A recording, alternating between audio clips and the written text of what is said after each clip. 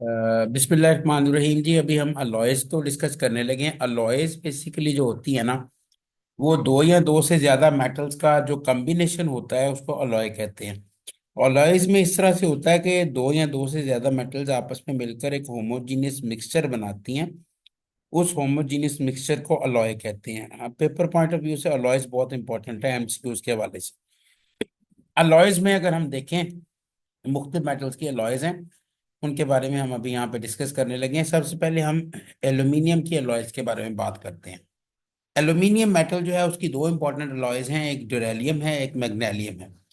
ड्यूरेलियम जो अलॉय है उसमें 95% एल्यूमिनियम होता है, 4% कॉपर होता है, 0.5% मैग्नीशियम और 0.5% मैगनीज होता है। और ड्यूरेलियम अलॉय जो है वो प्रेशर कुकर बनाने में और एरोप्लेन्स के पार्ट्स बनाने में इस्तेमाल होती है। इसका मेल्टिंग पॉइंट बहुत हाई होता है। अच्छा, दूसरी जो अलॉय है मैग्नीशियम है। मैग्नीशियम में 85 से 99% तक एल्यूमिनियम है और 1 से 15% तक मैग्नीशियम है।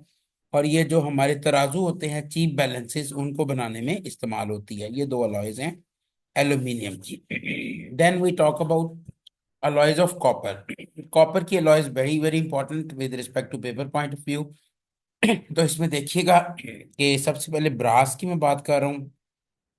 कॉपर की अलॉय है ब्रास, जिसमें 60 से 80% कॉपर है, 20 से 40% उसमें जिंक होता है। और ब्रास जो है वो कॉइन्स, स्टैचूज और बर्तन वगैरह बनाने के काम आती है। इसी तरह ब्रोंज है।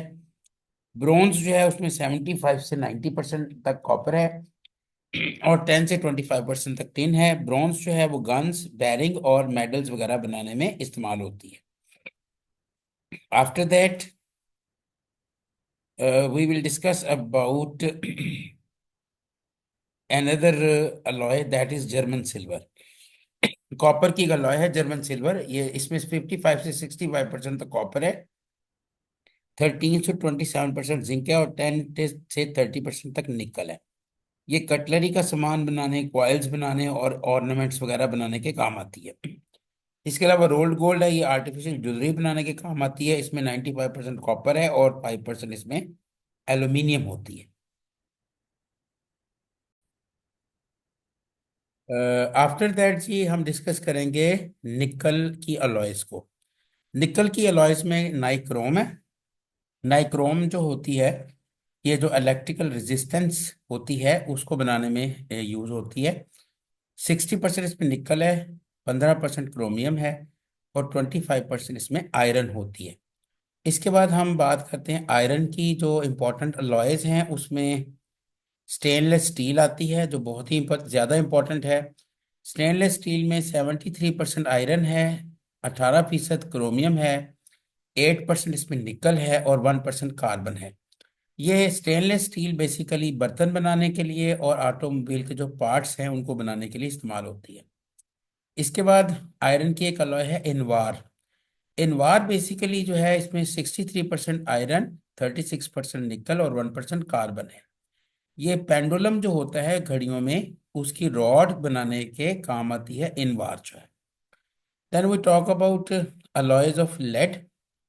लेड के अलॉयज में सोल्डर आता है। Solder is very important alloy, क्योंकि ये जो मेटल के पार्ट्स होते हैं उनको जोड़ने के लिए, टांके वगैरह लगाने के लिए इस्तेमाल होती है। इसमें 50% लेड होता है और 50% इसमें टिन होता है। So these are the important alloys of various metals. अब हम थोड़ी सी बात करेंगे अमलगम के हवाले से। देखिए, अमलगम जो है वो भी एक अलॉय है, लेकिन अमलगम उस अलॉय को कहते हैं जिसमें एटलीस्ट वन जो मेटल है वो मरकरी हो। यानी you can simply say that के मरकरी की जो अलॉयज होती हैं उनको हम अमलगम कहते हैं। इसकी फेमस जो एग्जांपल्स हैं उसमें जिंक अमलगम और सोडियम अमलगम है। और अमलगम्स बेसिकली डेंटल फिलिंग्स वगैरह इस्तेमाल होती हैं।